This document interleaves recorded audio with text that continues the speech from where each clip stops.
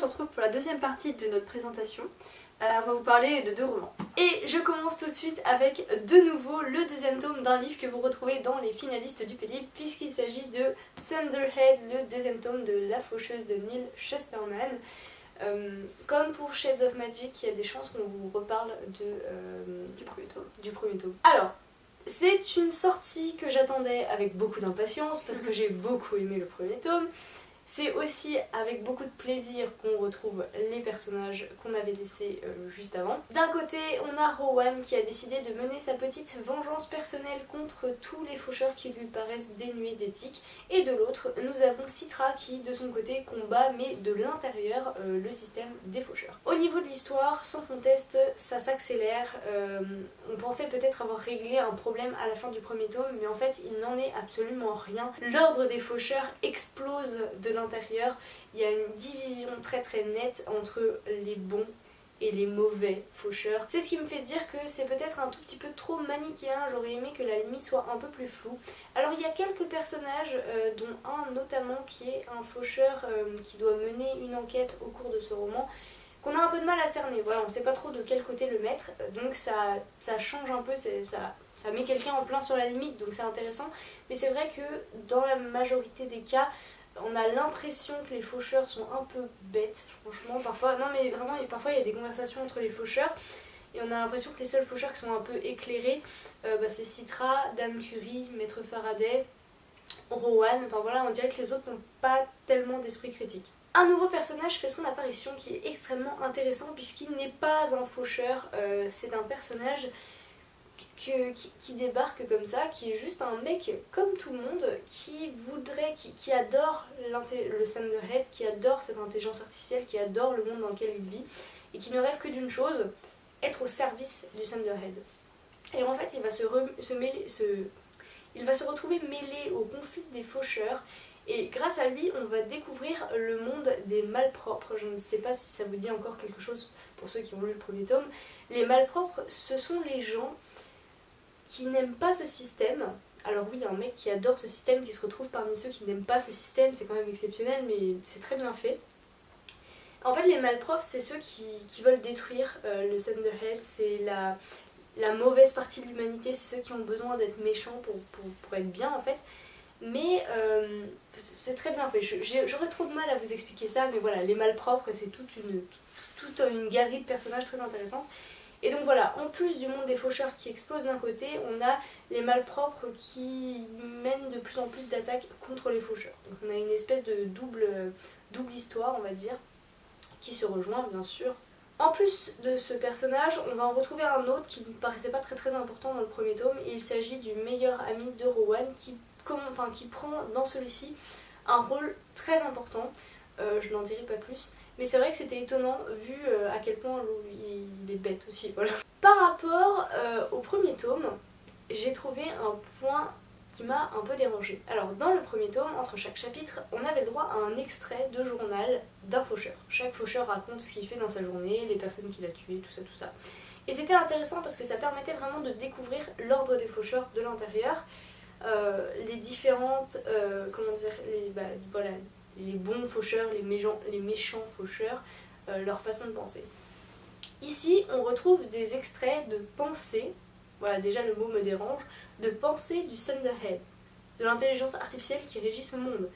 Et donc il nous explique plein de choses et il fait le lien entre plein de choses, même s'il n'a jamais trop le droit d'intervenir directement dans les affaires terrestres, on va dire. Donc c'est intéressant parce qu'il a un point de vue complètement omniscient, mais par contre, ce qui me dérange, c'est que, alors je sais pas trop si c'est dû à la traduction ou si c'est vraiment les mots qui ont été utilisés en anglais, mais il pense, alors que pour moi une intelligence artificielle ça réfléchit plus que ça ne pense. Il ressent des choses comme la colère, la pitié, et pire que tout, à un moment donné il se sent trahi. Alors ça, moi ça m'a beaucoup perturbée qu'une intelligence artificielle puisse se sentir trahie. C'est peut-être le côté qui fait que c'est petit point négatif pour moi. À part ça, beaucoup d'actions dans celui-ci aussi, ça ne s'arrête pas, on est un peu dans une fuite en avant, j'ai envie de dire, parce que le monde, on a l'impression qu'il est sur le point d'exploser. On retarde autant que possible ce moment, mais on court à la catastrophe. et j'ai beaucoup aimé. Les personnages sont dans une situation extrêmement délicate au moment où je vous parle, là tout de suite maintenant, quand j'ai refermé ce livre, ils vont pas bien. Et moi j'ai besoin de savoir ce qui va se passer dans le tome suivant, donc j'ai hâte qu'il sorte. Je ne sais pas quand, mais j'ai hâte. On passe à un roman un petit peu plus tranquille, un petit peu plus romantique. C'est un roman Feeling Good qui s'appelle Pour un selfie avec lui, écrit par une femme qui s'appelle Sam Riversag et qui m'a envoyé ce roman, donc je la remercie encore une fois. Pour résumer, on va suivre Marie qui est une héroïne qui va découvrir que son petit ami la trompe, donc du coup elle va passer dans toutes les phases habituelles de ce genre de roman, c'est-à-dire la tristesse, puis au final elle va trouver une raison pour s'en remettre et puis du coup on va passer de péripétie en péripétie en suivant ce personnage. Ce qu'il faut savoir, c'est que l'auteur, comme le personnage principal, est une absolue fan d'un acteur qui s'appelle Benedict Cumberbatch, qui joue notamment dans la série Sherlock, qui joue aussi dans plein d'autres films, hein, mais bon, c'est dans cette série que je l'ai découvert en premier.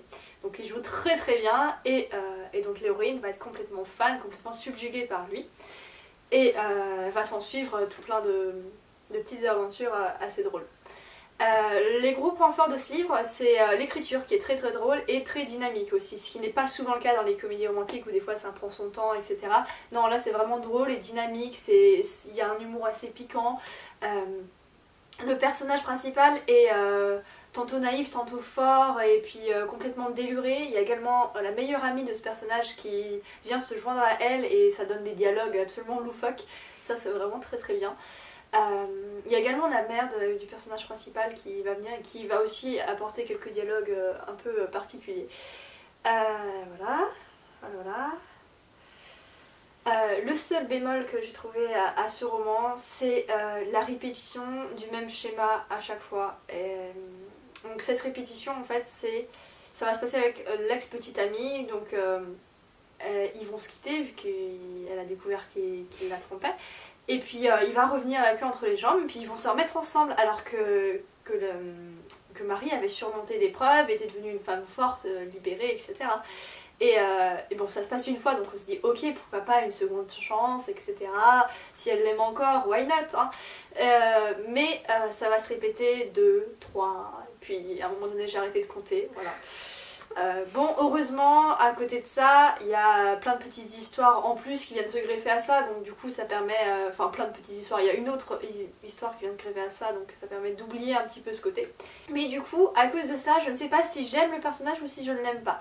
Parce que d'un côté, elle aura de quoi être forte, réussir dans la vie, être libre, mais d'un autre côté, elle est naïve. Bon après ça rend le personnage imparfait, donc ça rend le personnage un peu plus réaliste et cool, mais elle est aussi du coup en quelque sorte faible avec cette ex-petite amie et surtout indécise, et ça c'est quelque chose que je n'aime pas trop. Après, l'auteur nous offre une autre vision de leur relation amoureuse, une autre vision des choix qu'on peut faire, donc c'est pas plus mal, ça sort un peu plus de l'ordinaire que d'autres comédies romantiques.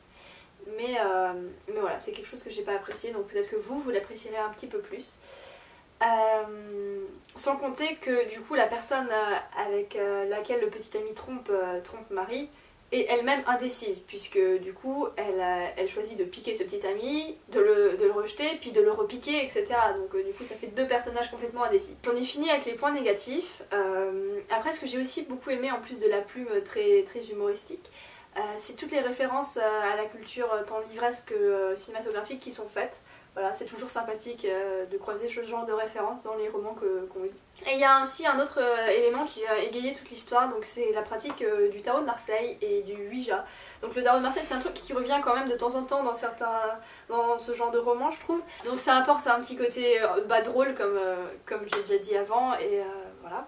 Et le Ouija, c'est en fait c'est un jeu avec une flèche et des lettres, et tu appelles les esprits, puis si l'esprit est là, il y a la flèche qui bouge sur les lettres.